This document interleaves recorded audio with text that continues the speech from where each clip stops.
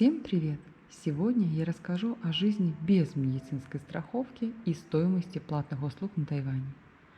Перед приездом на Тайвань я очень переживала, как получать медицинскую помощь в период, пока не будет страховки.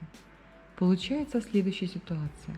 Мы оформляли необходимые документы для РСИ в течение полугода и ожидали, что, как говорили нам юристы, после этого можно подать на медицинскую страховку. Но по факту в страховой компании нам сказали, что в случае, когда вы сами являетесь работодателем, страховка вам полагается лишь через 6 месяцев после получения РСИ.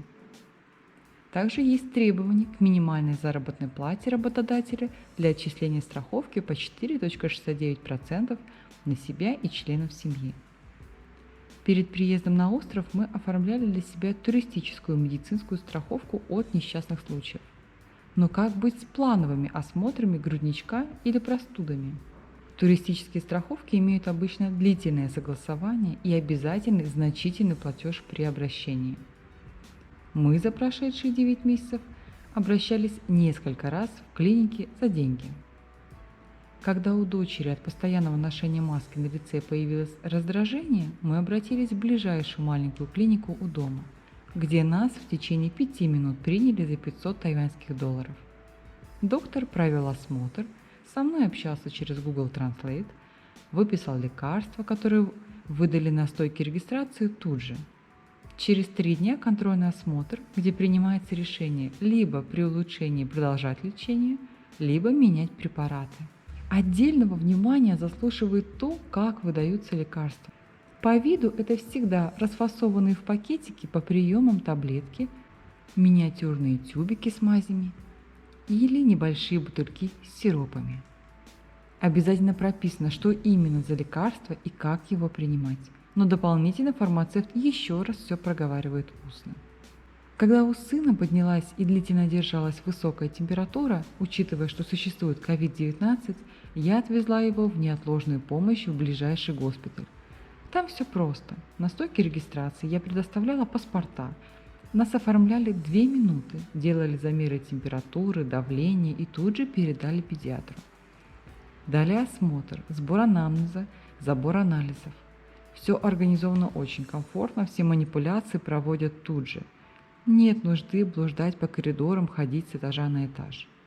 Врач сразу предположила краснуху. Далее она убедилась в этом, когда через несколько часов пришли анализы. После этого нас отпустили домой с выданными лекарствами и счетом на 2000 тайваньских долларов. Но это в любом случае дешевле, чем если бы мы обратились через туристическую страховку, оплачивая франшизу. После этих случаев я перестала бояться платной медицины на Тайване, которая местами дешевле, чем российская бесплатная. Я пошла знакомиться с педиатром в этой клинике. Мне нужны были плановые осмотры ребенка и прививки. Так как младший ребенок не прошел необходимый курс прививок по календарю, то доктор назначал встречи раз в месяц в течение 4 месяцев. При обращении мы принесли паспорта и выписку с имеющимися прививками на английском языке, которые сделали нам в клинике в России на основании сертификата прививок. Нас попросили, как только получим РСИ, предоставить им копии. Книжку детского здоровья, куда вносят данные о посещении ребенком докторов и заносят прививки, нам выдали на стойке регистрации.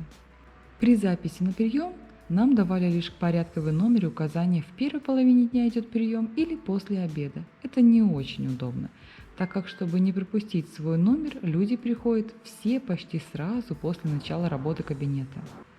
А нагрузка у местных педиатров около 50 человек за 3 или 4 приемных часа. Это конвейер.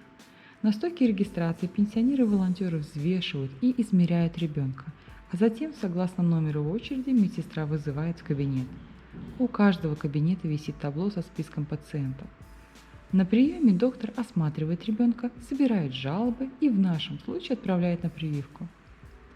Пациенты выходят из кабинета и ожидают медсестру, которая в холле выдает назначение, счета на оплату, бумаги на подпись, уведомления о следующем визите. В это время доктор уже занимается следующим пациентом. Далее необходимо оплатить прием и лекарства в кассе. Там тоже очередь по чеку из автомата. Можно оплачивать и через автоматы в холле, но там нужна карточка медицинского страхования, которой у меня нет. Прием с необходимыми прививками ребенка обходился в 600 тайваньских долларов.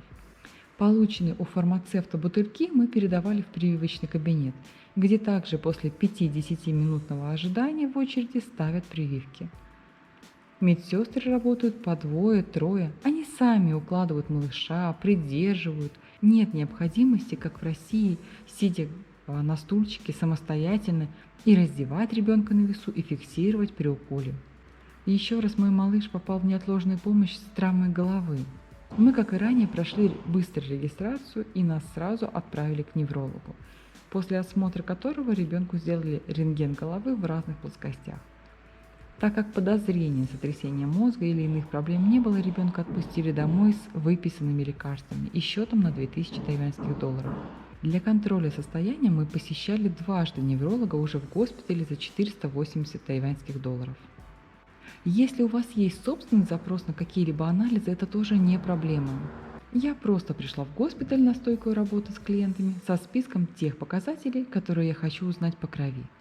Они меня перенаправили к некому доктору, который лишь уточнил цель сдачи анализов и направил на стойку сдачи крови. Получала распечатанные результаты анализов и разъяснения я также у этого доктора, только бесплатно через неделю. Посещение врачей даже в простой клинике на окраине города комфортно и, самое главное, эффективно. Я очень устала от бесполезного хождения по кабинетам в России, домашней аптечки размером с чемодан, изучения болезней по интернету, потому что зачастую толку от бесплатной и платной медицины на родине немного. Согласно последней версии Bloomberg, в рейтинге стран мира по эффективности систем здравоохранения 2018 года Тайвань входит в десятку лучших стран, а замыкает рейтинг Беларусь, Россия и США.